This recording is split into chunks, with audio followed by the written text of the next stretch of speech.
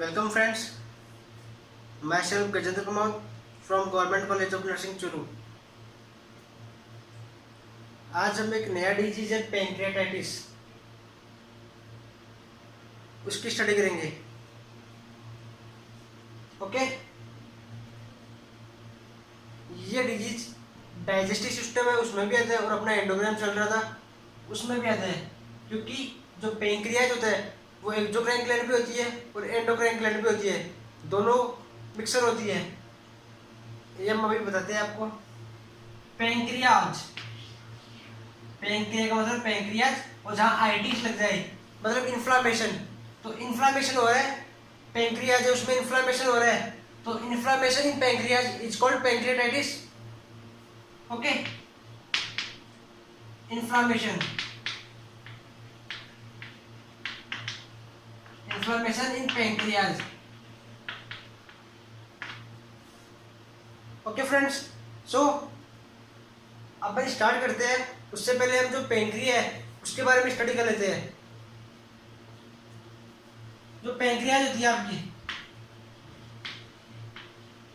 Okay, pancreas है वो exocrine gland भी है और एंडोक्राइन ग्लैंड भी है। ओके, एक्सोक्राइन पार्ट है इसका और एंडोक्राइन पार्ट। जो एक्सोक्राइन है वो तो एंजाइम प्रोड्यूस करता है डाइजेस्टिव सिस्टम के लिए,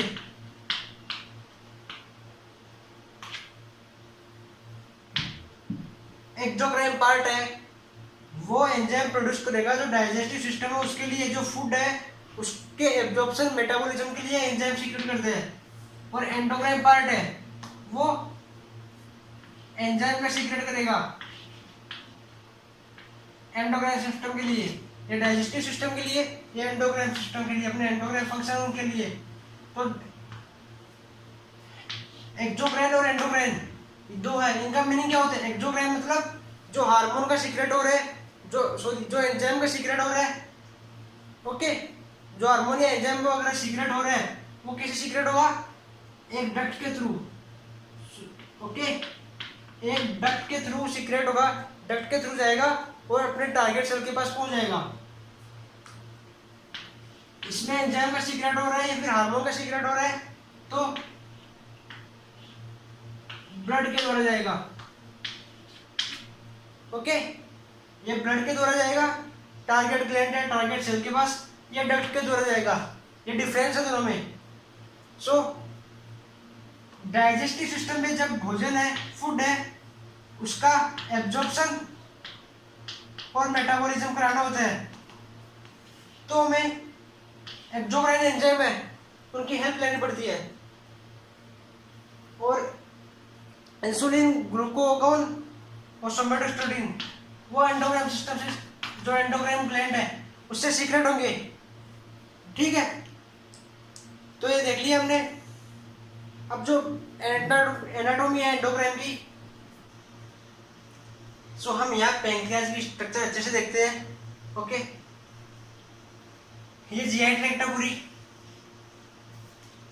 ये पैंक्रियाज पाए जाते हैं यहाँ पे सिचुएटेड होता है पैंक्रियाज। जो पैंक्रियाज उसको 3 भाग में डिवाइड किया गया है। पहला हेड पार्ट हो गया, दूसरा बॉडी पार्ट हो गया, तीसरा टेल पार्ट हो गया। जो हेड पार्ट है वो जो डियोडिनम है, इंटेस्टाइन, उसका पहला पार्ट डियोडिनम उससे कनेक्टेड होता है। यदि आप पैंक्रियाज की लोकेशन देखें तो पैंक्रियाज होता है,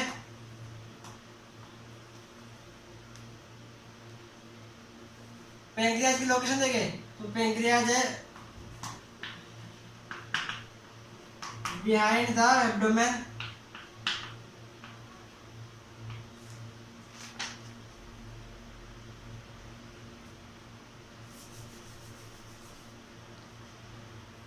back of the abdomen,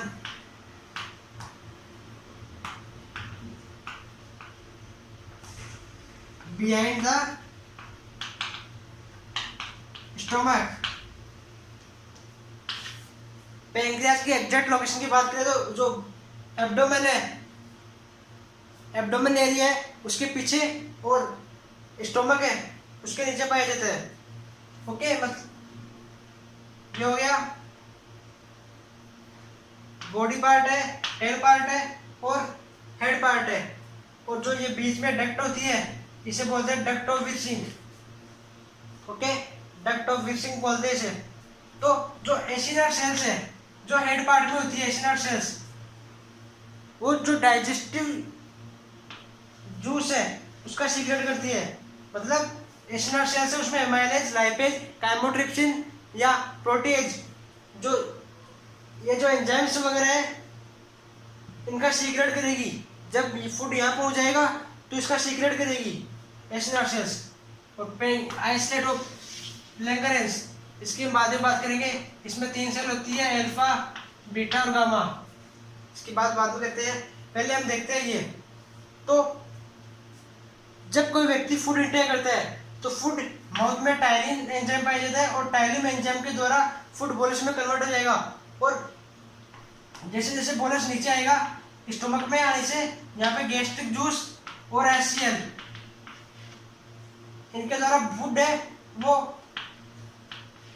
कायल में कन्वर्ट हो जाता है। और कायल में फूड कन्वर्ट हो जाता है, फिर जीआई ट्रैक्ट के द्वारा जब एब्डोमेन एरिया में आता है, जब यहाँ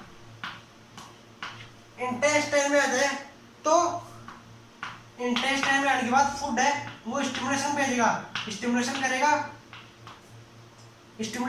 सीसी के कोलेसिस्टोकाइन इस एंजाइम के द्वारा पैंक्रियाज में स्टिमुलेशन करेगा।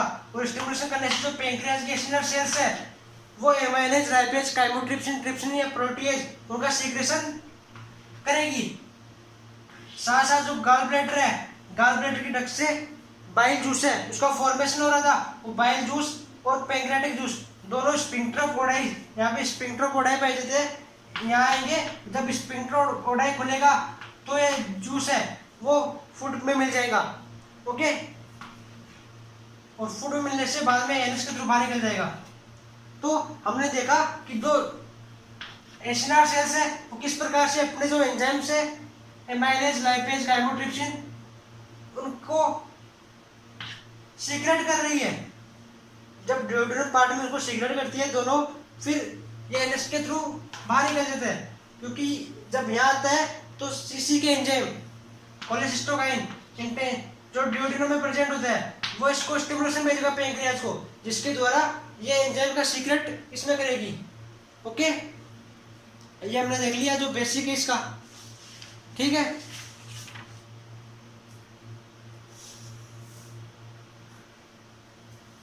अब हम बात करते हैं जो लैंगरेंस की सेल्स है उनकी। लैंगरेंस सेल्स है अल्फा, बीटा और गामा। अल्फा सेल्स है वो ग्लूकागोन सीक्रेट करेगी। बीटा सेल्स है वो इंसुलिन और गामा सोमेटोनिन।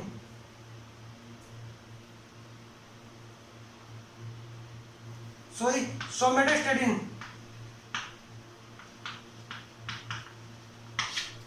तो अल्फा सेल्स से ग्लूकागोन सीक्रेट करेगी। अल्फा सेल्स क्या करते हैं, ग्लूकागोन क्या करता है, ग्लूकोज के लेवल को हाई करता है। इंसुलिन क्या करता है, ग्लूकोज के लेवल को लो करता है। और सोमेटोस्टेटिन है वो इन दोनों का कंट्रोल करती है। ओके, यदि हम बात करें कि इंसुलिन है, इसकी 2 पॉलीपेप्टाइड चेन होती है, पहली ए सेकंड बी, 21 और 30। इसमें 21 एमिनो एसिड पाए जाते हैं, इसमें 31 एमिनो एसिड पाए जाते हैं, सॉरी 30 एमिनो एसिड पाए जाते हैं। तो टोटल 51 एमिनो एसिड इसमें पाए जाते हैं। ये है, ये बी है, ये है। ए में पाए जाते 30 और बी में पाए जाते 21। ओके, अब हम बात करें कि जो इंसुलिन है वो क्या काम करता है। इंसुलिन जो ब्लड ग्लूकोज लेवल है उसको मेंटेन बनाए रखता है। तो ये ब्लड ग्लूकोज का लेवल जब इंक्रीज हो जाएगा बॉडी में, ब्लड ग्लूकोज है वो इंक्रीज हो जाएगा, तो इंसुलिन क्या सीक्रेशन होगा, इंसुलिन सीक्रेट होगा। तो इंसुलिन मसल्स, सेल्स और लीवर है, इनमें ग्लूकोज का जो लेवल है उसको बढ़ा देगा।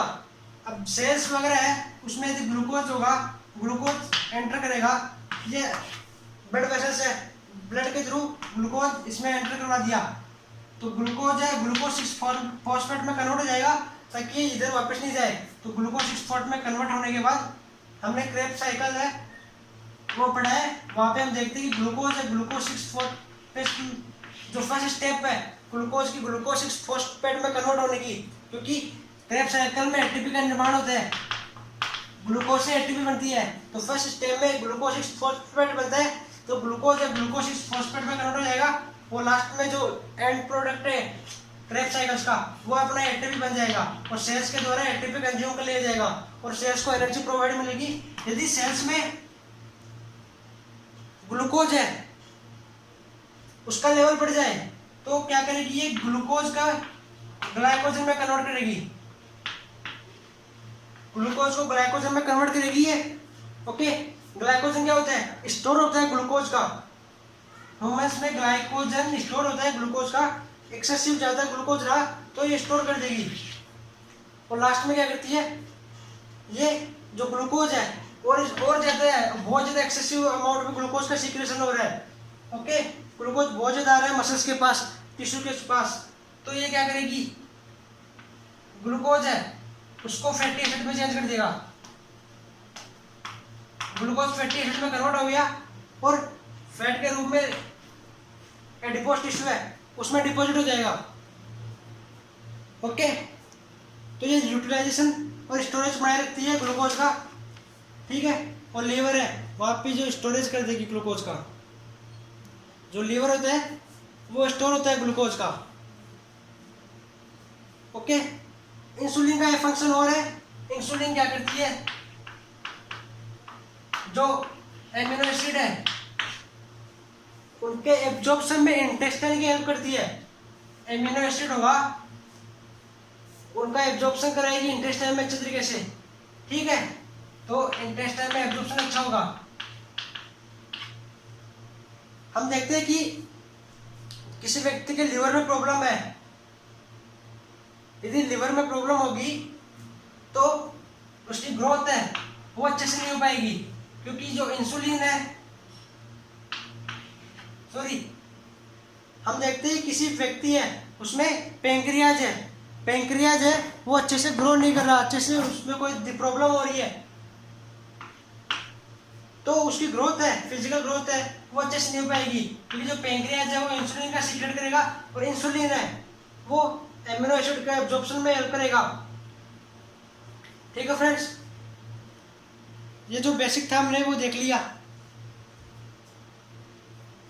किस प्रकार से एक्सेसिव ग्लूकोज है वो एडिपोज टिश्यू में कन्वर्ट हो रहा है।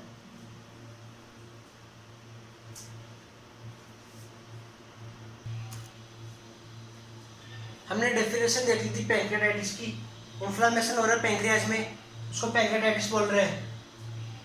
ओके, अब इसके टाइप्स की बात करते हैं। टाइप्स दो प्रकार के होते हैं, एक्यूट और क्रॉनिक। एक्यूट होता है वो ऑनसेट होता है, मतलब अचानक से होता है और कभी भी हो सकता है। क्रॉनिक होता है वो ग्रेजुअल होता है, धीरे धीरे होता है और ऑनसेट, ठीक है, धीरे धीरे होता है और ये ऑनसेट सडन अचानक होता है। इसका जो पीरियड ऑफ टाइम है वो छोटा रहेगा, शॉर्ट टाइम रहेगा, 6 वीक्स के अंदर लगभग ठीक हो जाएगा ये। और इसका जो पीरियड टाइम है वो लॉन्ग रहेगा, क्योंकि क्रॉनिक है इसलिए पीरियड टाइम है वो लॉन्ग रहेगा। रिवर्सिबल होगा, ओके, और ये इनरिवर्सिबल होगा। इसके लिए ट्रीटमेंट है वो लगभग पैंक्रियाटोमिक काम में लेते हैं, ओके, और ये रिवर्सिबल है, ये फिर से ठीक हो सकता है, उसकी पॉसिबिलिटी कम है। ऑटो डाइजेशन होता है सेल का ऑटो डाइजेशन हो जाता है और इसमें रिपीटेड अटैक होता है, जो पैंक्रियाटिक है, एक्यूट पैंक्रियाटिक, ठीक है, एक्यूट पैंक्रियाटाइटिस है उसका, उस पर क्या होगा, सेल्स है वो रिपीट अटैक करेगी, उसके सेल्स को दोबारा नष्ट करेगी, डैमेज करेगी, मतलब रिपीट अटैक करेगी। अब ये है प्रोपोर्शनल सेल्स को ऑटो डाइजेशन हो रहा है, ये हम पैथोफिजियोलॉजी में अच्छे से समझ लेंगे अभी कि किस प्रकार से सेल का ऑटो डाइजेशन हो रहा है। ओके, ये रिवर्सिबल है वो इनरिवर्सिबल है। सेल का ऑटो डाइजेशन हो रहा है वो जब रिपीटेड होगी ये प्रक्रिया तो ये क्रोनिक में कन्वर्ट हो जाएगा। इसका जो पीरियड ऑफ टाइम है वो छोटा होता है और ऑनसेट ये सडन कभी भी हो सकता है। अब हम इसकी ईटियोलॉजी की बात करें, फिर पैथोफिजियोलॉजी देखते हैं इसकी। सो ईटियोलॉजी देखो इसकी। अब हम ईटियोलॉजी देख के आगे, ईटियोलॉजी क्या है पैंक्रियाटाइटिस की। मेन कॉज है इसका एक्सेसिव अल्कोहल यूज। जब अल्कोहल है उसका यूज ज़्यादा करेंगे तो इसकी पॉसिबिलिटी ज़्यादा रहेगी। वो अब अभी पैथोफिजियोलॉजी में देख लेंगे कि किस प्रकार से अल्कोहल है वो कर रहा है pancreatitis. Okay, so very मेस्ट common cause है ये वाला इडियोपैथिक, मतलब इसके जो कई कारण है, कई कारण से भी पैंक्रेटाइटिस हो सकता है, लेकिन वो अभी पता नहीं चल रहा है अभी। ठीक है, इसको बोलते हैं इडियोपैथिक, मतलब unknown aetiology. Cholecystitis, GB stone, gall bladder उसमें स्टोन हो जाएगा, उसको बाइल डक्ट है जो बाइल लेके आ रही है उसमें यदि स्टोन हो जाए, ट्रॉमा हो जाए, किसी भी प्रकार की ट्रॉमा हो जाए, स्प्लेनिक सर्जरी हो जाए, यदि स्पेन है उसकी स्प्लेन है उसकी सर्जरी करवा रहे हैं, तो किसी भी प्रकार का इन्फेक्शन हो जाए तो पैंक्रेटाइटिस हो सकता है। ड्रग्स है, एक्सेसिव यूज या साइड इफेक्ट से भी हो सकता है और जेनेटिकली हो सकता है। ठीक है, ये जो कॉमन एटियोलॉजी है वो देख ली हमने, मेन है इसमें एक्सेसिव यूज ऑफ एल्कोहल। अब हम पैथोफिजियोलॉजी है वो देख लेते हैं। इसकी जो पैथोफिजियोलॉजी है बहुत इंपॉर्टेंट है, बहुत इंटरेस्टिंग है। ओके,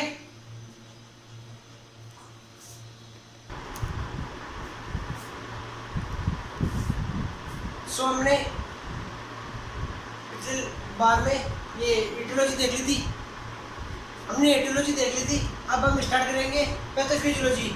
ओके, सो पैथोफिजियोलॉजी सिंपल सी है, ज़्यादा बड़ी नहीं है, सिंपल सी है। ओके, क्योंकि हमारा मेन कोच कहता है, मेन एटियोलॉजी थी अपन एक्सेसिव एल्कोहल है, जो पेशेंट है वो एक्सेसिव एल्कोहल का यूज़ कर रहा था, जिसके कारण उसमें पैंक्रेटाइटिस की पॉसिबिलिटी हो रही थी। ओके, अब due to increase excessive use of alcohol, जब पेशेंट एक्सेसिव यूज करेगा एल्कोहल का तो एल्कोहल क्या करता है, डायूरेसिस करता है, जो वाटर है उसको बॉडी से बाहर निकालता है। ओके, इससे आपको डिहाइड्रेशन है वो देखने को मिलता है।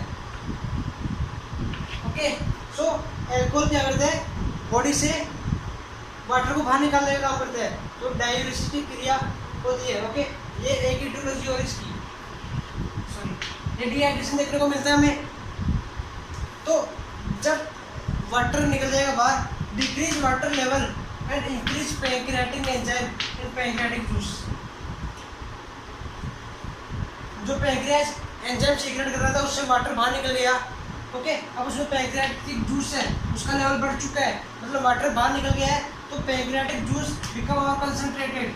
जो पैंक्रियाटिक जूस है वो कंसंट्रेट हो जाएगा, ज़्यादा हो जाएगा।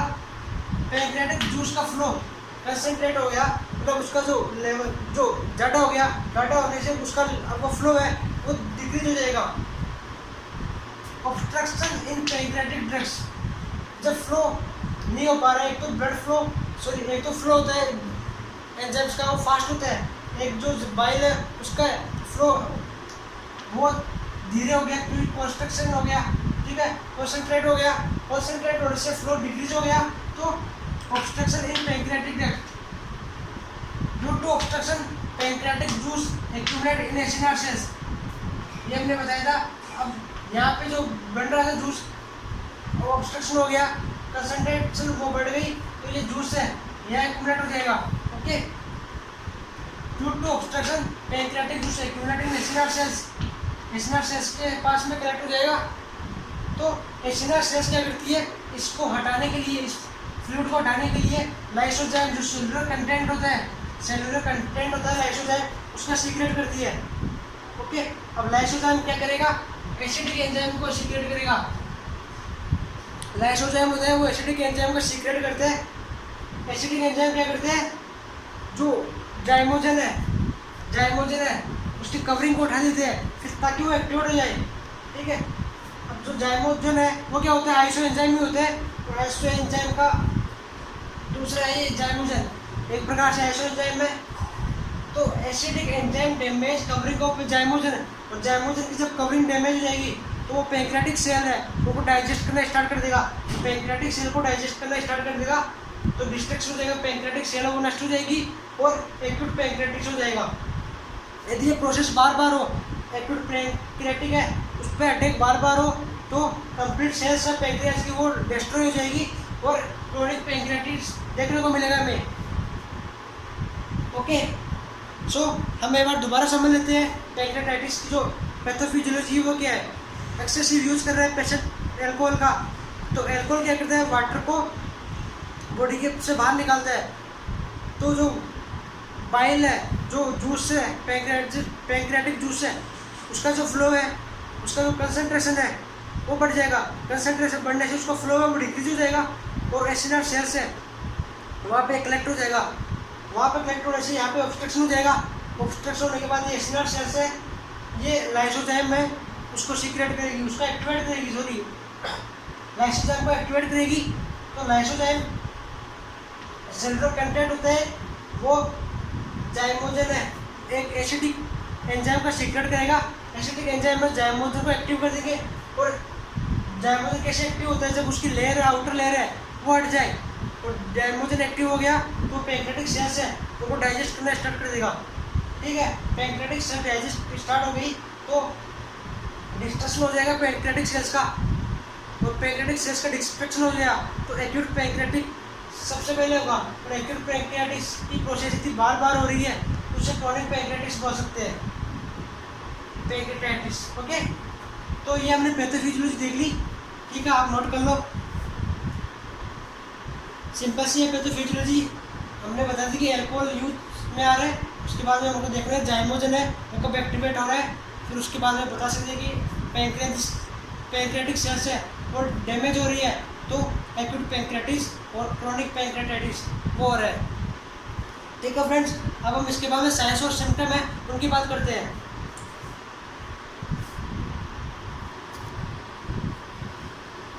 इसके बाद में हम साइन और सिम्टम है उसकी बात करते हैं। साइन और सिम्टम में सबसे पहले हमको देखने का मिलेगा abdomen pain. Okay, abdomen pain में क्या होगा, पेशेंट है उसको पेन होगा एब्डोमेन में, पेन कहाँ होगा, पेन के अपन एग्जैक्ट पॉइंट की बात करें तो पेन होगा मिड एपिगैस्ट्रिक पेन।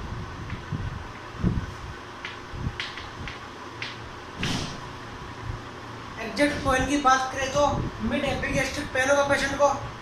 ठीक है, यदि पेन है वो कैसे हो रहा है, जब पेशेंट है वो फैटी फूड है उसका इंटेक कर रहा है और फैटी फूड का इंटरेस्ट करेगा, और जैसे वो ड्यूडेनम में आएगा उसके डाइजेशन के लिए, एब्जॉर्प्शन के लिए लाइपेज एंजाइम की आवश्यकता पड़ेगी।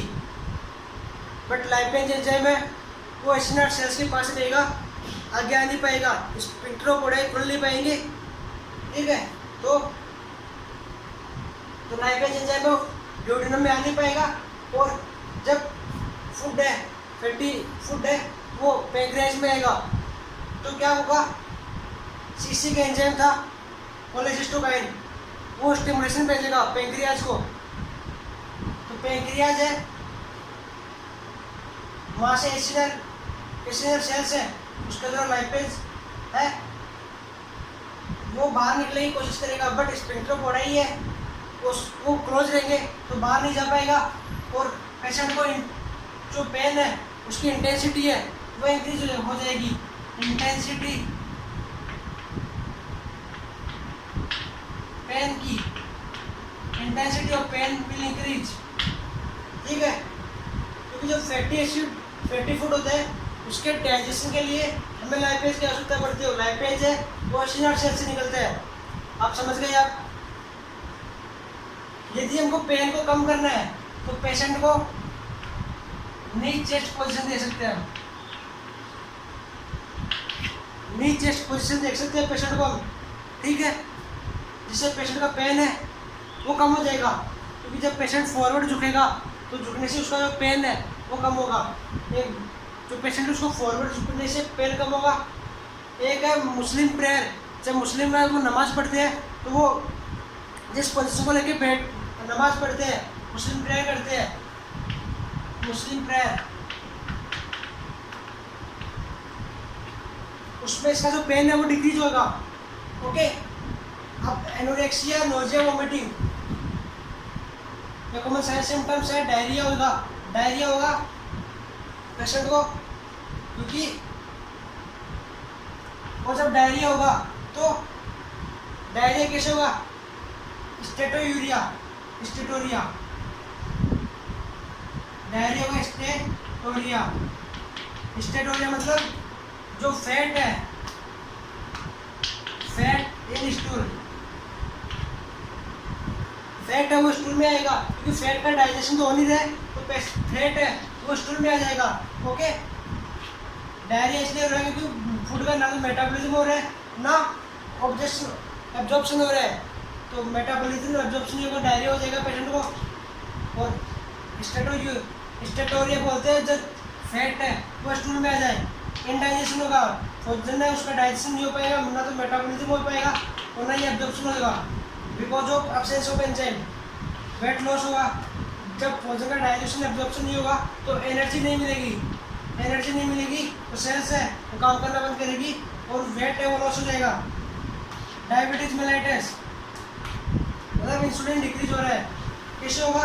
जब पैंक्रियाटिक सेल है, हमने देखा जाइमोजन है, जाइमोजन क्या कर रहा था? पैंक्रियाटिक सेल्स को डिस्ट्रॉय कर रहा था, और एसएनआर सेल्स है सबसे पहले उसको डिस्ट्रॉय करेगा वहाँ से, तो वहाँ से डिस्ट्रॉय करता करता वो यदि टेल तक पहुँच गया, टेल तक पहुँचने के बाद वहाँ पे आइसोलेट ऑफ लैंगरेंज पाए जाते हैं, और वहाँ के सेल्स को डिस्ट्रॉय कर दिया तो इंसुलिन है, इंसुलिन है उसका लेवल डिक्रीज हो जाएगा, इंसुलिन का लेवल डिक्रीज हो गया तो ग्लूकोज का लेवल है वो बढ़ जाएगा। ओके, इसके बाद देखते हैं कुलन साइन, टर्नल साइन और मायोरोपस साइन। मायोरोप्सन साइन, कुलन साइन क्या होता है? जब पैंक्रियाटिक सेल्स है वो डिस्ट्रॉय हो जाए, डैमेज हो जाए, तो क्या होगा? पैंक्रियाटिक सेल डैमेज हो गई तो जो एब्डोमेन का एरिया है, ओके, वहाँ पे ब्लूइश डिस्कलराइजेशन देखने को मिलेगा। ओके, ब्लूइश डिस्कलराइजेशन देखने को मिलेगा, मतलब वहाँ का एरिया ब्लू कलर का हो जाएगा और डिस्कलराइजेशन देखने को मिलेगा, पैंक्रियाटिक सेल्स है वो डैमेज हो रही है।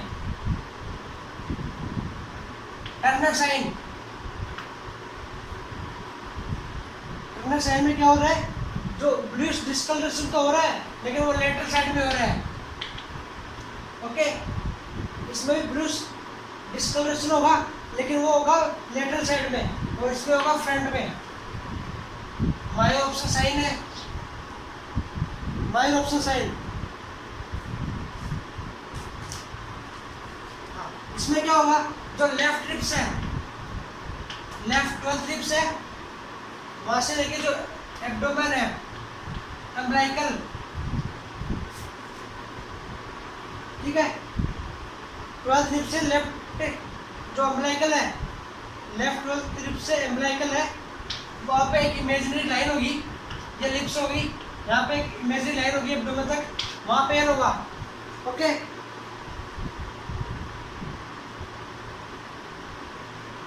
तो देख लिया हमने, ये पेरी अम्बिलिकल एरिया में होगा, ये लेटरल साइड में होगा, और ये मायोप्सन होगा लेफ्ट रिब्स से अम्बिलिकल तक इमेजिनरी लाइन पाई जाती है, वहाँ तक होगा। ओके, साइंस सिम्टम्स देख लिए इसके। अब इसके डायग्नोसिस की बात करते हैं। तो डायग्नोसिस में सबसे पहले हम जो ब्लड टेस्ट है वो करवाएंगे, हिस्ट्री ले लेंगे पेशेंट की और पेशेंट का फिजिकल एग्जामिनेशन कर लेंगे। उसके बाद में पेशेंट का ब्लड टेस्ट करवाएंगे। ब्लड टेस्ट में हम क्या देखते हैं? सबसे पहले हम ब्लड टेस्ट में देखते हैं कि पेशेंट में इंसुलिन का लेवल कितना है। सॉरी, ब्लड टेस्ट में देखेंगे हम एमाइलेज, लाइपेज,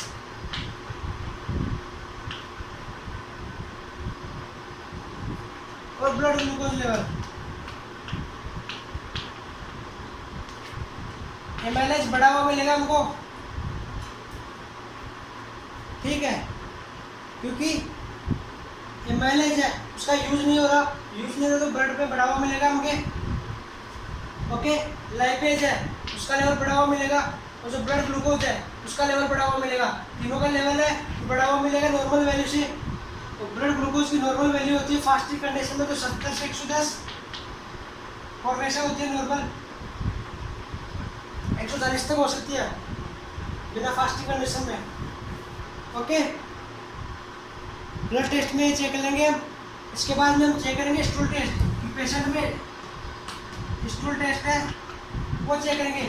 स्टूल टेस्ट में हम क्या देखेंगे कि फैट है, फैट इन स्टूल। यदि फैट है स्टूल में तो हम डायग्नोसिस कर सकते हैं इसको स्टोरेरिया है, स्टोरेरिया है। ओके, एमआरआई कर सकते हैं हम, सीटी स्कैन कर सकते हैं, ठीक है, अल्ट्रासाउंड कर सकते हैं। ये जो पैंक्रियाज है उसकी जो इमेज है उसको देखने को देंगे, इमेज है वो सीन होगी इसमें। ये सारे टेस्ट करवा सकते हैं। एक टेस्ट होता है MRCP, ठीक है,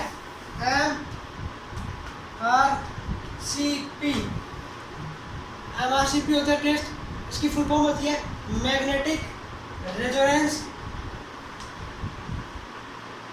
कोलिंजियो MRCP pancreatograph, magnetic resonance cholangio pancreatograph. Pancreatograph है तो पैंक्रियाज है उसकी इनर स्ट्रक्चर है उसको दिखा देगा। जो डक्ट है, बाइल डक्ट है, उसकी इनर स्ट्रक्चर है उसको शो करेगा, ठीक है। पैंक्रियोग्राफ है, एक हमने देखा था एंजियोग्राफ, वो क्या करता है ब्लड वेसल्स है उसके अंदर की जो स्ट्रक्चर है वो दिखाता है। और ये क्या करता है पैंक्रियोटोग्राफ, जो पैंक्रियाज है, पैंक्रियाज की डक्ट सेल्स है, डक्ट है, डक्ट को शो करेगा, बाइल डक्ट है उसको शो करेगा, इंटरनल को। ओके, अब हम मैनेजमेंट देख लेते इसका।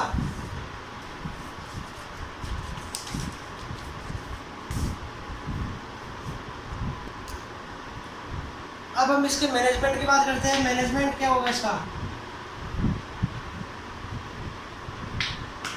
तो मैनेजमेंट में सबसे पहले तो हम क्या करेंगे, पेशेंट है उसको कुछ भी नहीं खिलाएंगे, nothing by oral, nothing bye mouth, bye mouth. हम उसको पेशेंट को ओरली कुछ भी नहीं देंगे, क्योंकि जब पेशेंट को ओरली देंगे तो वो ड्यूडेनम में जाके पैंक्रियाज को स्टिमुलेट करेगा और वहाँ उसको पेन होगा।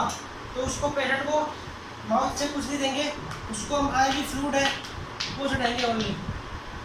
पेशेंट को डायरिया भी हो रहा था तो IV फ्लूइड है वो लगाएंगे केवल।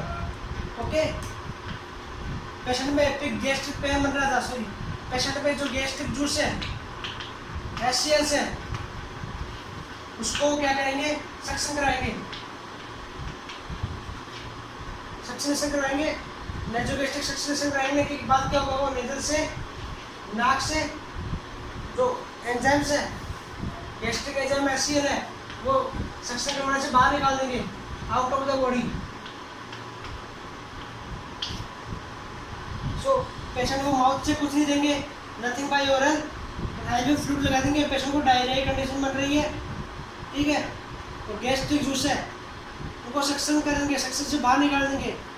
ओके, क्योंकि ये स्टिमुलेट करते हैं, जब भोजन जाएगा तो वो स्टिमुलेट कर देंगे। स्टिमुलेट करने से क्या होगा, पेन की इंटेंसिटी वो बढ़ जाएगी। ओके, पेशेंट को पेन हो रहा था, पेन के लिए अपन मॉर्फिन है वो यूज लेंगे। मॉर्फिन क्या करेगा, पेन है वो रिलीज करेगा। ओके, और जो स्फिंक्टर है,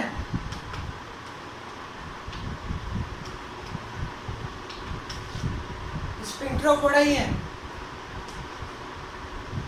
उसको क्लोज करेगा, क्योंकि जब स्फिंक्टर बड़ा ही ओपन रहता है, स्फिंक्टर बड़ा ही ओपन रहेगा तो बाइल जूस है वो ड्यूडेनम में आ जाएगा। तो बाइल जूस ड्यूडेनम में आ गया तो पेन की इंटेंसिटी बढ़ जाएगी, इसलिए स्फिंक्टर बड़ा ही है उसको क्लोज करेगा, पेन को रिलीफ कर देगा। यदि इन्फेक्शन से हो रहा है तो अपन एंटीबायोटिक्स दे सकते हैं, पेशेंट को एंटीबायोटिक्स दे देंगे। और डाइट की बात करें तो डाइट जो एक्यूट पैंक्रियाटाइटिस है, एक्यूट पैंक्रियाटाइटिस है उसमें अपन देंगे low fat, moderate protein. Protein है ज़्यादा नहीं देंगे, हिसाब का नॉर्मल से भी कम देंगे, मॉडरेट देंगे। और जो कार्बोहाइड्रेट है उस देंगे ज़्यादा, क्योंकि एनर्जी मिलेगी, कार्बोहाइड्रेट एनर्जी प्रोवाइड करेगा, इसलिए कार्बोहाइड्रेट का लेवल है वो ज़्यादा रखेंगे और प्रोटीन का कम रखेंगे। क्रोनिक में क्या होता है, फैट तो कम देंगे, लो फैट जो प्रोटीन है वो बिल्कुल कम दे देंगे, उसका लेवल बहुत कम हो जाएगा। तो कार्बोहाइड्रेट है उसका लेवल वो हाई रहेगा क्योंकि एनर्जी प्रोवाइड करते हैं। ठीक है फ्रेंड्स, इसके बाद हम सर्जिकल मैनेजमेंट है वो देख लेते हैं।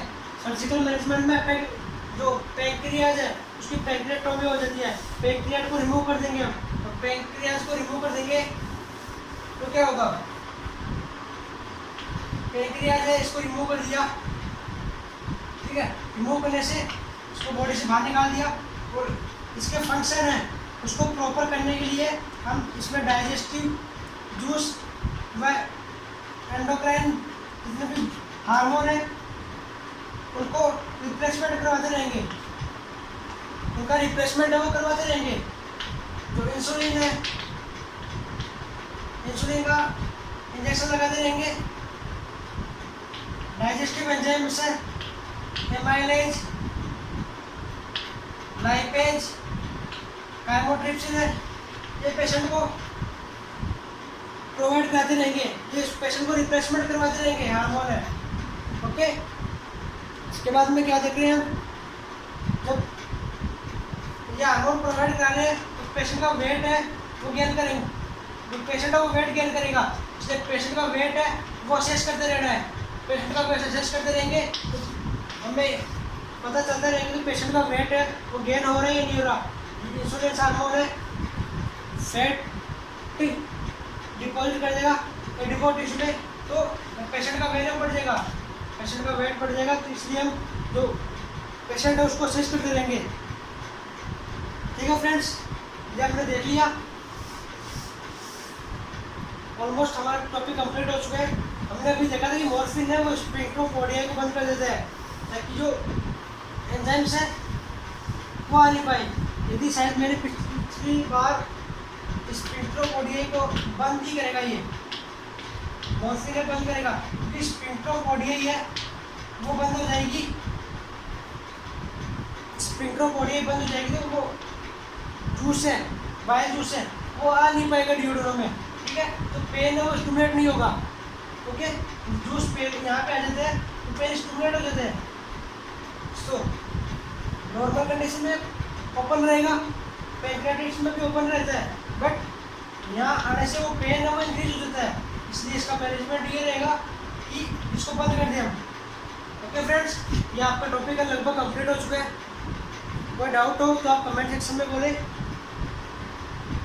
ठीक है, अगले लेक्चर में हमारा होगा हेपेटाइटिस